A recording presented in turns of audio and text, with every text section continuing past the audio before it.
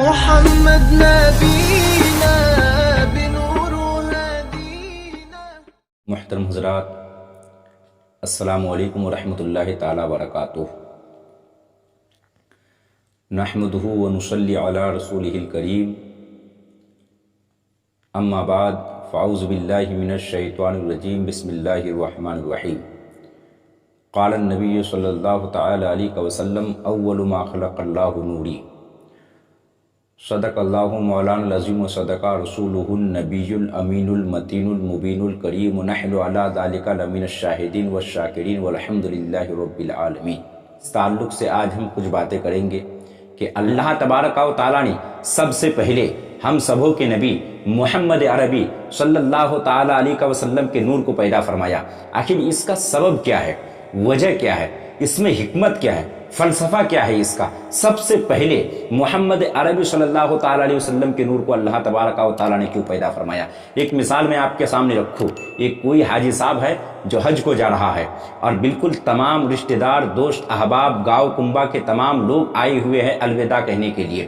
تمام لوگ، اس بیچ میں گلاب کا پودا بیچنے والا شخص آتا ہے اور سیدھے حاجی صاحب سے ہی مخاطب ہو جاتے ہیں کہ آپ حج کو جا رہے ہیں، یہ گلاب کا بہت عمدہ پودا ہے، آپ اس کو لگا کے جائیں. جب آپ واپس آئیں گے تو اس کو آپ الگ شکل و صورت میں پائیں گے. یہ بہت نمایاں اور بہت عمدہ اور بہت نرالا اور بہت نمونہ قسم کا یہ گلاب کا پودا ہے. حاجی صاحب نے خریدا، 100 روپے میں خرید کے گلاب کے پودے کو لگا دیا. بیٹوں سے کہہ دیا کہ میں سفر حج پہ جا رہا ہوں، حج سے واپسی پر مجھے یہ گلاب کا پودا تر و تازہ ملنا چاہیے، اس کی بہت زیادہ دیکھ بھال کرنا. بیٹوں نے خندہ پیشانی سے کہا کوئی دقت نہیں، ہم لوگ اس کا خوب خیال رکھیں گے. حاجی صاحب حج کو چلے گئے. 3 مہینے 4 مہینے کے بعد جب حج سے واپس آئے تو آپ نے آتے ہی کچھ مصروفیات سے فارغ ہونے کے بعد سب سے پہلے آپ کو وہ آغاز سفر، وہ سفر کا ابتدائی مرحلہ وہ آپ کو یاد آ گیا. آپ کو وہ گلاب کا پودا یاد آیا. آپ نے اپنے بیٹوں سے کہا کہ وہ جو گلاب کا پودا میں نے لگوایا تھا وہ کہاں پہ ہے؟ تو بیٹوں نے کہا کہ آپ پوچھے نہیں، چل کر خود دیکھ لیجئے. جب وہ گلاب کا پودا دیکھنے کے لیے حاجی صاحب گئے تو کیا دیکھتے ہیں کہ بالکل وہ پودا نہیں ہے، وہ ایک زبردست درخت بن چکا ہے. اب اس میں بہت سارے پھول آ گئے ہیں، اب اس میں بہت ساری پتیاں آ گئی ہے، اس کی شاخیں بہت پھیل چکی ہے. اتنے میں کیا ہوتا ہے کہ اتنی بہاریں گلاب کے اندر دیکھ کر حاجی صاحب کہہ اٹھتا ہے کہ یہ گلاب میرا ہے. زمین بول اٹھی، حاجی صاحب ظلم نہ کیجیے، یہ گلاب صرف آپ کا نہیں ہے، یہ گلاب میرا بھی ہے. اگرچہ تم نے 100 روپے میں خریدا تھا، یہ تمہارے 100 روپے بہت کچھ ہو گئے، آخر تم نے اس کو نصب تو میری ہی چھاتی پہ کیا تھا نا، تم نے اس کو لگایا تو میری ہی چھاتی پہ تھا نا. اگر 100 روپے بہت کچھ ہو سکتے ہیں تو کیا میری چھاتی کو، اس کو بڑھانے میں، اس کی پرورش میں کچھ نہیں ہوا ہوگا؟ اس کی پرورش میں نے کری ہے، لہٰذا یہ گلاب تنہا آپ کا نہیں، میرا بھی ہے. ابھی ان دونوں کے درمیان، زمین اور حاجی صاحب کے درمیان ایک گفتگو ہو ہی رہی تھی. تب تک ہوا نے ایک جھونکا مارا، زمین کی دھول اڑا دی اور کہنے لگی کہ یاد رکھو یہ گلاب صرف تم لوگوں کا نہیں ہے، یہ گلاب میرا بھی ہے. اگر تم نے اس کو اپنی چھاتی پہ رکھ کر پرورش کی تو اس کو جھولے ہم نے جھلائے ہیں، کبھی باد صبا بن کر، کبھی نسیم سحر بن کر، کبھی زور کے انداز سے، کبھی دھیرے سے، اس کو جھولا ہم نے جھلایا ہے.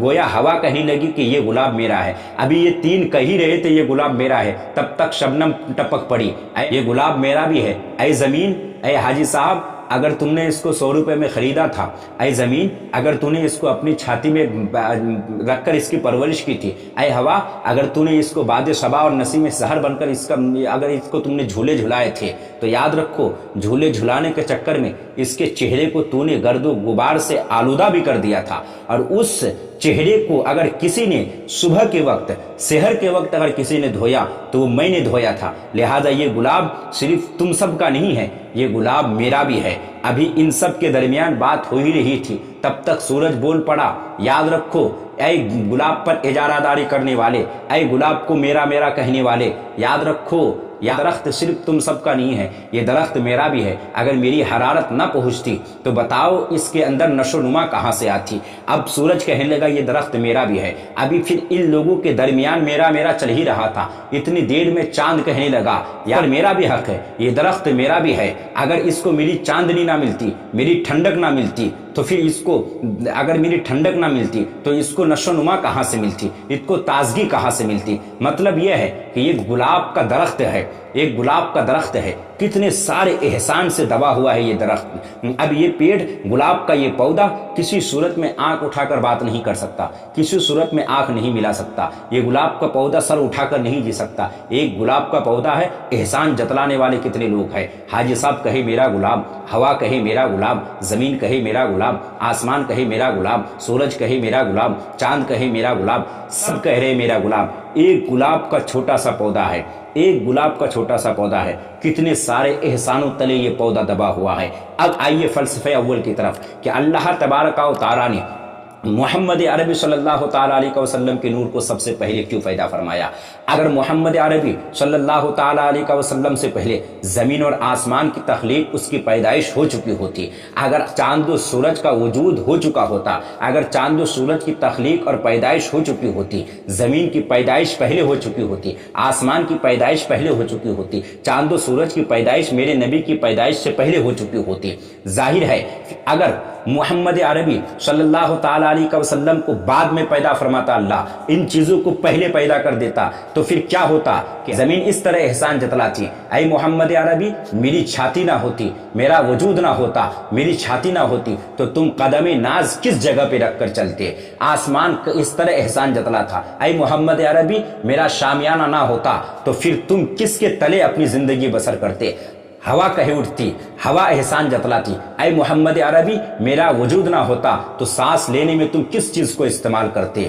آسمان کے چاند و سورج کہے اٹھتے، اے محمد عربی ہماری روشنی نہ ہوتی تو تم کس کی روشنی میں شب و روز تم چل پھر کرتے، کس کی روشنی میں تم رات اور دن میں چلتے پھرتے۔ گویا کہ محمد عربی کا ایک وجود ہوتا، احسان جتلانے والے نہ جانے کون۔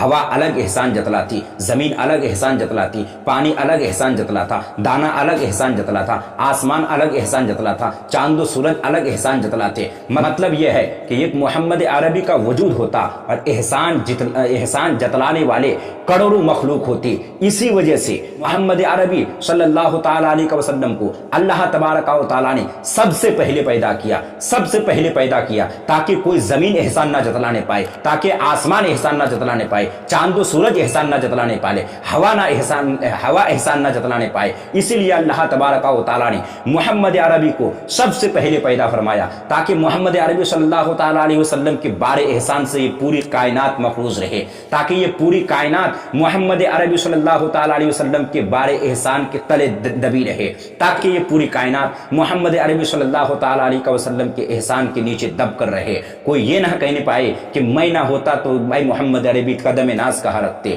اسی لیے اللہ تبارک و تعالیٰ نے سب سے پہلے میرے نبی کے نور کو پیدا فرمایا تاکہ تمام کائنات پر میرے نبی کا احسان رہے۔ وہ جو نہ تھے تو کچھ نہ تھا، وہ جو نہ ہوں تو کچھ نہ ہو، جان ہے وہ جہان کی، جان ہے تو جہان ہے۔ اول ما خلق اللہ نوری، سب سے پہلے اللہ نے میرے نور کو پیدا کیا۔